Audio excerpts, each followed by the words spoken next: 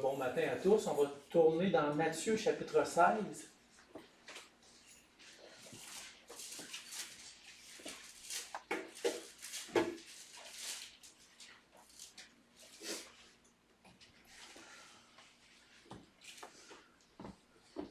À partir du verset 18.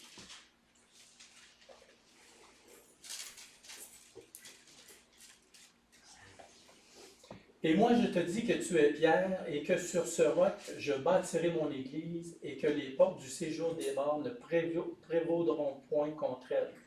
Je te donnerai les clés du royaume des cieux. Ce que tu lieras sur la terre sera lié dans les cieux, et ce que tu délieras sur la terre sera délié dans les cieux. Alors il recommanda aux disciples de ne dire à personne qu'il était le Christ. Ce passage-là, quand on le lit, là, on peut penser que, dans le fond, le sujet principal, c'est Pierre. Okay? Mais je vous suggère ce matin que le sujet principal, c'est pas Pierre, c'est le Seigneur. Puis l'argument principal, l'idée principale que moi je veux faire ressortir dans ce passage-là, c'est que bien que l'Église lui sera confiée une mission et une autorité par Dieu, c'est Jésus-Christ lui-même qui bâtira et protégera l'Église. En passant, ce texte-là, c'est la première mention de l'Église dans la parole de Dieu. Puis, juste peut-être faire un court résumé encore. Bon, j'imagine qu'on sait ce que c'est l'Église, parce qu'on est des enfants de Dieu, puis on y fait partie. Mais l'Église est composée de gens de toute race, classe sociale, choisis par Dieu. Déjà là, en partant, l'Église, c'est une entité qui est unique. Il n'y a rien comme ça. D'habitude, les gens se réunissent parce qu'ils ont des points en commun. Okay? Soit que c'est des sportifs ensemble, soit que c'est des amateurs de n'importe quoi ensemble. Mais nous, moi, je suis qui je suis. Il y a Christiane, il y a Mathieu. On est vraiment comme pas mal. On dit ça, hétéroclite. On est pas mal mélangés de toutes sortes d'arrière-plans, de toutes sortes d'âges. Puis c'est ça. Puis même, c'est pas trop manifeste dans notre assemblée, mais tu vas dans des églises plus grosses, tu vas avoir des Haïtiens, puis tu vas avoir des Africains, puis tu vas avoir des Chinois, puis tout le monde s'aime, puis se respecte, puis se comprend. Mais dans le fond, oui, on a un point en commun, on sait c'est qui. Puis l'Église, c'est aussi une nouvelle entité qui allait commencer le jour de la Pentecôte, qu'on appelait aussi la fête de la moisson. Et puis, pour reprendre une expression politique, l'Église, c'est comme un genre de société distincte. Et puis, on a une vocation, c'est faire de toutes les nations des disciples. Et aussi, on a une destinée qui est unique, c'est le ciel. Puis, l'Église aussi, c'est une parenthèse qui s'est ouverte au sujet c'est une parenthèse qui s'est ouverte suite au rejet du Messie par les Juifs. On sait que ça fait partie de l'ordre des choses au niveau chronologique. Les Juifs étaient pour rejeter le Seigneur. Puis là, par la suite, l'Église, Dieu s'est tourné vers toutes les nations. Mais en même temps, il ne faut pas interpréter par ça comme quoi que Dieu, finalement, ça n'a pas marché avec les Juifs, fait qu'on va aller voir ailleurs. Ça faisait partie d'un plan de toute éternité, puis même d'une promesse qui avait été faite à Abraham aussi, qu'il était pour être le père d'une multitude de nations. Puis Dieu, quand il a dit ça, il n'avait pas juste en tête les Juifs, là. En même temps, je veux dire, c'est Dieu qui décide. S'il avait décidé de choisir, de sélectionner juste les Juifs, qui qu'on est pour contredire Dieu? Mais en même temps, quand on connaît l'amour de Dieu, puis sa justice qui nous est mentionnée dans la parole, c'était certainement concevable éventuellement que sa grâce puis son amour était pour s'étendre aussi à tous les hommes. Donc, l'Église, ce n'est pas un plan B, c'est tout simplement la suite d'un merveilleux plan que Dieu a établi. En introduction, je dirais que en général, la Bible, on s'entend tous comme enfants de Dieu pour dire qu'elle est compréhensible. Elle se comprend. C'est pas un livre mystique comme certains écrits de l'Ancien Testament, de l'Ancien Temps, où c'était incompréhensible, puis il y a des gens qui essaient d'interpréter ça de mille manières. de façon générale, la Bible est claire, est compréhensible. Dieu n'a pas voulu donner un livre incompréhensible aux hommes. Mais en même temps, il faut bien avouer qu'il y a des portions des Écritures, il y a des passages qui sont moins faciles à comprendre pour différentes raisons, certainement à cause de l'époque qui n'est pas l'époque d'aujourd'hui dans laquelle ça a été écrit. Le langage évolue aussi. La culture qui était différente de la nôtre à cet endroit du monde.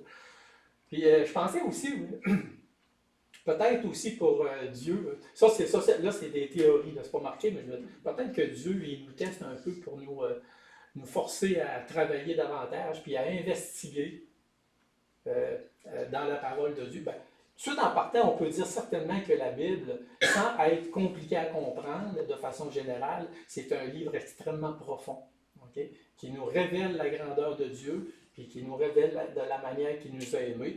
Donc, veut pas, si c'est un livre qui est très profond, puis nous, en tant qu'êtres humains, généralement très superficiels, ben, des fois, ça peut nous arriver d'avoir des passages qu'on a plus de difficultés à comprendre. Mais comme je vous disais, Dieu peut-être voulait nous tester aussi pour qu'on puisse travailler plus fort des fois. Puis vous savez, hein, quand on acquiert quelque chose qu'on a travaillé fort pour, là, on l'apprécie beaucoup. Ben, peut-être que si on a travaillé fort pour comprendre des passages de la parole, finalement, pour nous autres, c'est comme une pépite, c'est comme une perle qu'on a acquis et on est content.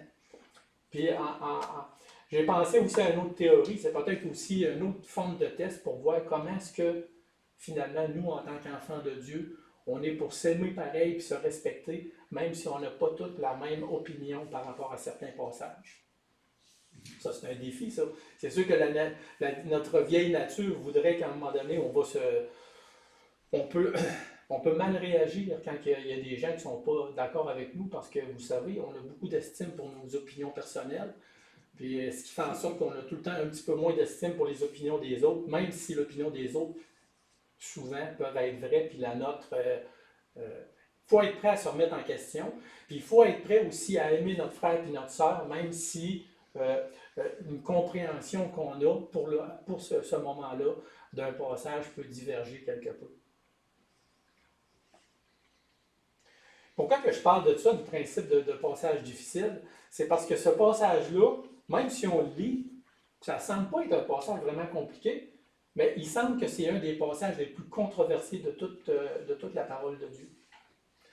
Puis c'est sûr que on n'est pas des grands théologiens, puis moi non plus, fait que j'essaierai pas d'essayer de décortiquer pendant 1 heure de temps, à savoir pourquoi est-ce qu'il y en a qui comprennent ça, puis que je vais essayer quand même d'y aller assez rondement pour que, puis je vais finalement, bien humblement, vous présenter la manière que je comprends le passage, qui semble être en accord avec l'ensemble de la parole de Dieu et aussi avec certains commentateurs bibliques.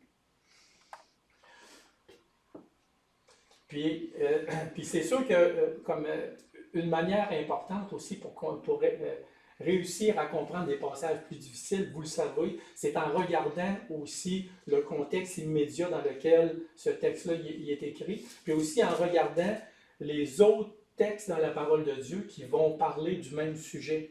Mais j'aimerais dire que même là, ça reste, parce que moi, je me souviens d'un des premiers livres, là, nombre d'années que j'avais lu comme nouveau chrétien, puis ça disait, ah, c'est pas compliqué la Bible, tu y vas selon le contexte, puis tu regardes l'ensemble, puis ben, oui, c'est vrai, mais je voudrais vous dire que ça ne règle pas toutes les difficultés. Parce que si ça réglerait toutes les difficultés de regarder l'ensemble de la parole de Dieu, il n'y en aurait pas de différentes interprétations. On penserait toutes la même chose. Une première affirmation, on voit à la première partie du verset 18, tu es Pierre. Et on le voit. Et moi, je te dis que tu es Pierre. Qu'est-ce que le Seigneur veut dire par là? On sait que la déclaration de Pierre, du Seigneur, si on recule un peu au verset 16, juste un peu pour le contexte, Simon-Pierre, quand le Seigneur demande « Qui dites-vous que je suis? » Ce n'est pas les autres disciples qui vont répondre cette réponse-là, c'est Pierre. Pierre répondit « Tu es le Christ, le Fils du Dieu vivant. »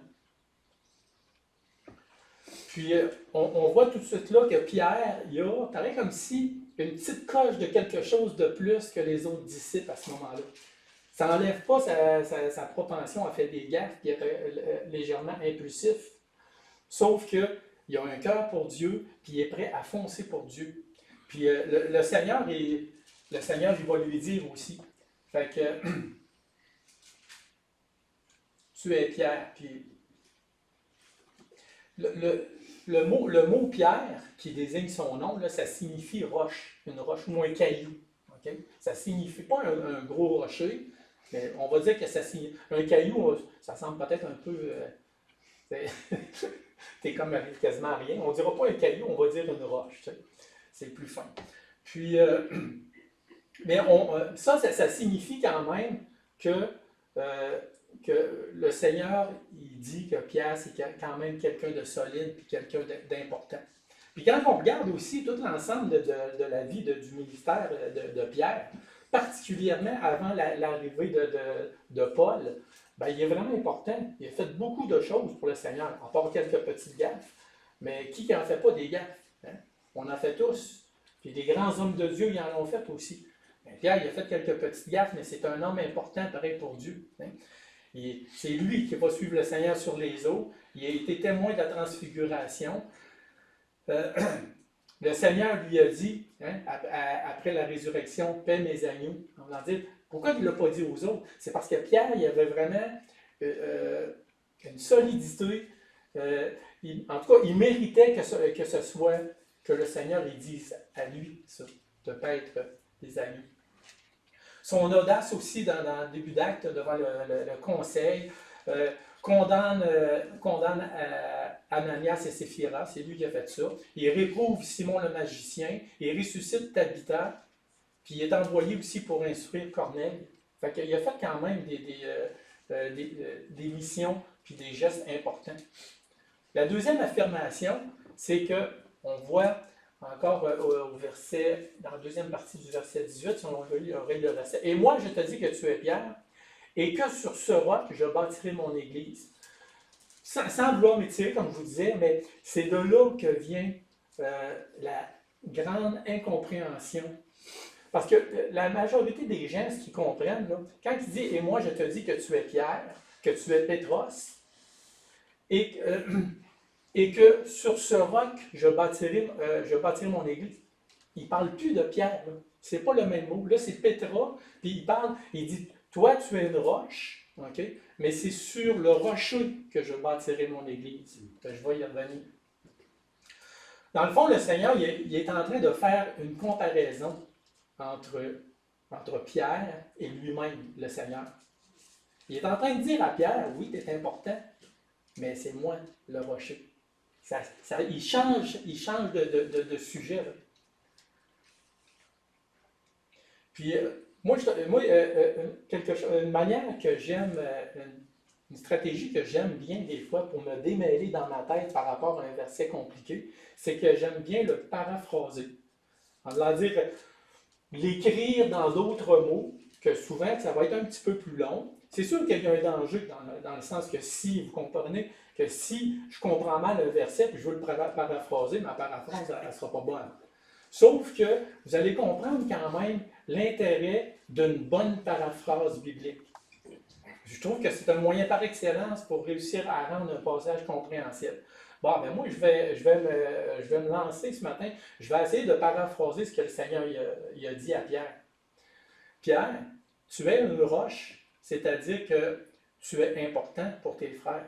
Cependant, c'est moi qui suis le roc ou le rocher sur lequel je bâtirai mon église. Puis comme je vous dis, moi je vous présente ça comme ça, puis je pense que c'est fidèle aux Écritures, mais je n'en fais pas comme parole d'Évangile, même si c'est dans l'Évangile. Donc, c'est vraiment comme Pétros versus Pétra. Pétros, la roche qui est Pierre, mais cependant, celui sur lequel l'Église va être fondée, c'est le rocher, c'est le Seigneur. Et c'est ça, Jésus ne fait que confirmer la propre déclaration de Pierre au verset 16.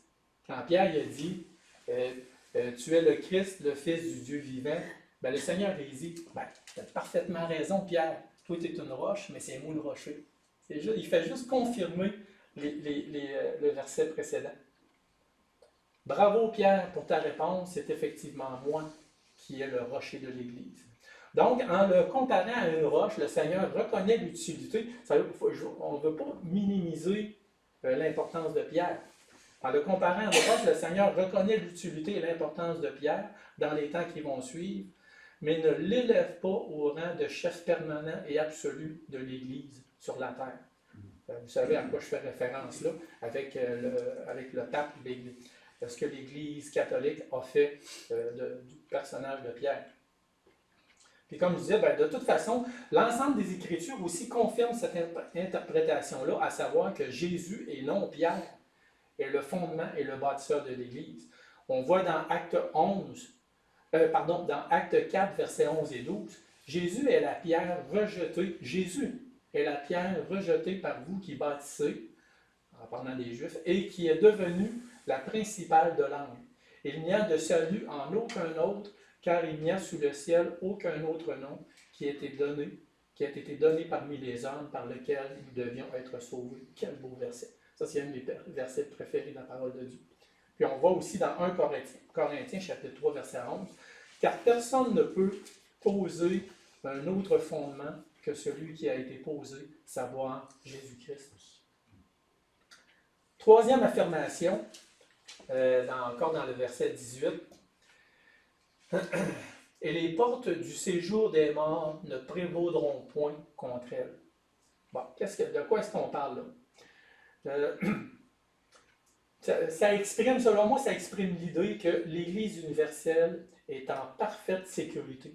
Les portes du séjour des morts ne prévaudront point. La mort puis l'ennemi n'aura pas de puissance sur l'Église. En tout cas, peut-être la capacité de faire du mal, mais pas un mal éternel. Puis l'Église universelle est en parfaite sécurité. C'est-à-dire que Satan peut l'attaquer, mais ne peut la détruire. Parce que, vous savez, à travers l'histoire, il y a eu la persécution, puis il y en a encore aujourd'hui. La mort physique qui entraîne des fois la mort physique des croyants. L'attaque des saints, à travers l'histoire aussi, il y a eu des attaques féroces contre les Saintes Écritures, mais elle n'a jamais pu être détruite, la parole de Dieu. Puis la persécution des chrétiens n'a jamais empêché la croissance de l'Église. Puis même, je dirais le contraire, c'est que la persécution des chrétiens, non seulement n'a pas ralenti la croissance de l'Église, mais a fortifié l'Église. Parce que, puis en même temps, je pensais à ça, j'ai dit c'est spécial quand même que la persécution renforce l'Église. Mais c'est parce qu'en même temps, le fait d'être persécuté par des gens qu'on voit qui ont une haine contre Dieu, ça conforte nos convictions. Comme quoi que oui, c'est vrai, effectivement, le mal existe. Puis effectivement, Satan existe. Puis effectivement, qu'il ne nous aime pas. Puis veut pas d'une façon mystique, spirituelle, une grâce spéciale de Dieu. Tous les gens qui passent par des grandes persécutions, tous les vrais croyants qui passent par de grandes persécutions sont fortifiés par le Seigneur. Quatrième affirmation, verset 19. Je te donnerai, le Seigneur il dit ça à Pierre aussi, je te donnerai les clés du royaume des cieux. Ce que tu lieras sur la terre sera lié dans les cieux, et ce que tu délieras sur la terre sera délié dans les cieux.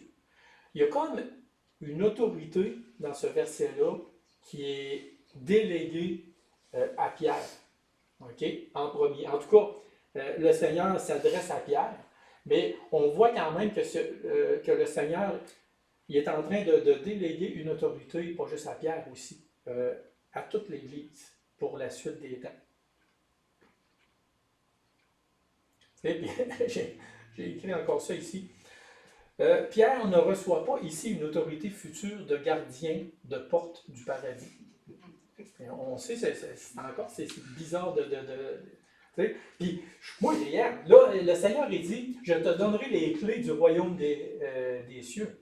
Je veux dire, je ne peux pas croire que ce n'est pas à cause de ce verset-là qu'il y a des gens qui ont interprété ça comme ça. Il y a des gens qui ont interprété que le Seigneur il a donné une clé à Pierre, puis c'est lui qui va être le gardien de la porte au ciel. Mais c'est ça, c'est que c'est plutôt tout simplement, de façon générale, c'est une autorité, parce que l'Église aussi fait partie de cette discussion-là, puis c'est une autorité qui est donnée à l'Église.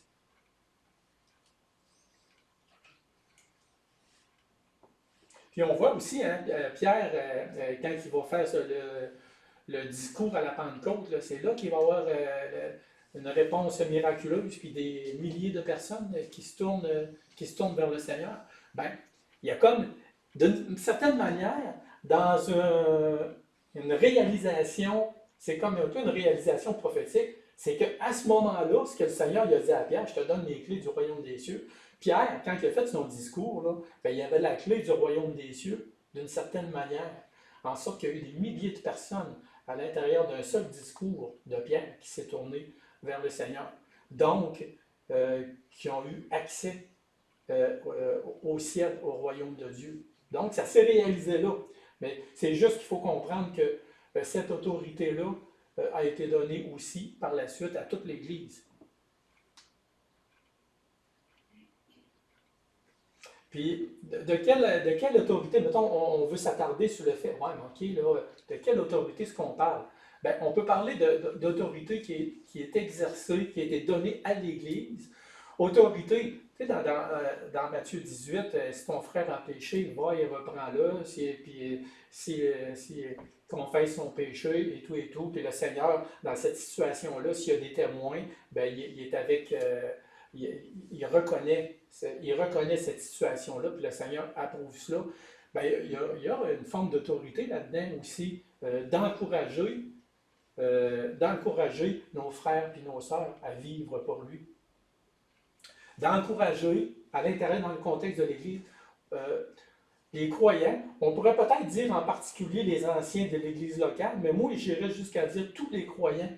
On a l'autorité d'encourager, de reprendre, de juger selon la parole de Dieu, peut-être quelque chose, un comportement d'un frère ou une sœur qui ne serait pas bien. Ça, c'est une forme d'autorité que je pourrais inclure dans les paroles du Seigneur. Tu sais, dans 1 Timothée, chapitre 3, verset 15, on lit « Mais si je tarde, tu sauras comment il faut se conduire dans la maison de Dieu, qui est l'Église du Dieu vivant, la colonne et l'appui de la vérité. » Je vois que, déjà dans ce verset-là, je vois deux autorités. L'autorité, on a dit qu'il faut se conduire comme il faut.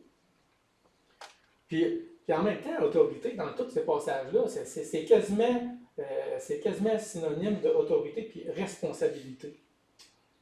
Donc, autorité de faire en sorte que l'Église marche d'une manière qui honore le Seigneur. Puis aussi, c'est l'autorité parce que l'Église, c'est elle qui est dépositaire de la vérité de Dieu, qui est l'Église du Dieu vivant, la colonne et l'appui de la vérité. Donc, une autorité exercée dans l'Église, de s'encourager à l'obéissance, une autorité au besoin d'intervention dans la vie de nos frères et sœurs, et protéger aussi les vérités de la parole de Dieu. Mais aussi, il y a une autorité aussi, ça inclut aussi une autorité, l'Église a une autorité dans ce monde aussi. Puis, l'autorité d'éclairer. La parole de Dieu nous parle aussi qu'on est le sel de la terre. L'autorité d'éclairer, de faire connaître le conseil de Dieu ou sa volonté sur la terre, de conduire à Christ ceux qui le veulent, puis informer aussi qu'un grand jugement attend ceux qui le rejettent. Donc, en résumé, une autorité parmi les croyants qu'on a, puis une autorité aussi parmi les incroyants. Nous avons été délégués par Dieu pour être des ambassadeurs sur la terre. Et donc, c'est comme ça. La conclusion, c'est que, effectivement, si je fais un court résumé, Christ, c'est lui qui bâtit son Église, puis il la protège aussi, parce que c'est un rocher aussi, on peut s'appuyer sur lui. Il la protège aussi des attaques de Satan. Personne n'est plus important. Pierre il est important, comme on l'a vu. Tous les croyants, on est important pour l'œuvre de Dieu.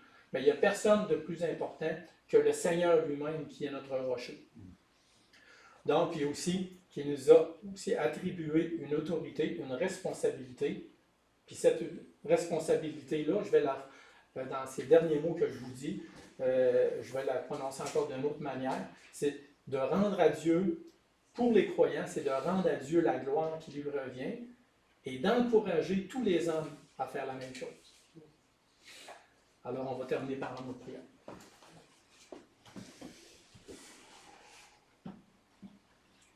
Seigneur notre Dieu, encore, on veut te remercier pour le don du Seigneur Jésus. Lui qui nous protège, lui qui nous fortifie, lui qui a donné sa vie afin que ton Église puisse naître.